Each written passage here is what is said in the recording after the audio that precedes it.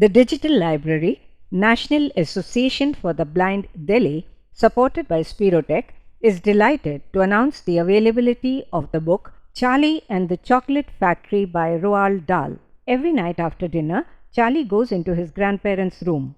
Just the sight of Charlie enlivens his grandparents. Grandpa Joe tells stories to amuse Charlie, and the others listen in rapture.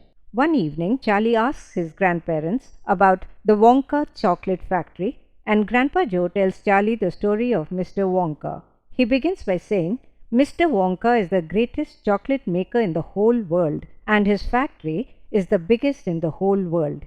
The recording of this book has been specially made for our visually impaired friends in an audio accessible format.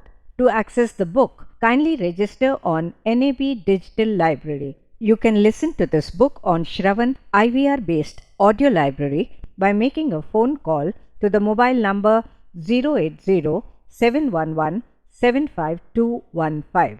For more information, please contact us on mobile number 921-231-9671 or on email ID library@nabdelhi.in.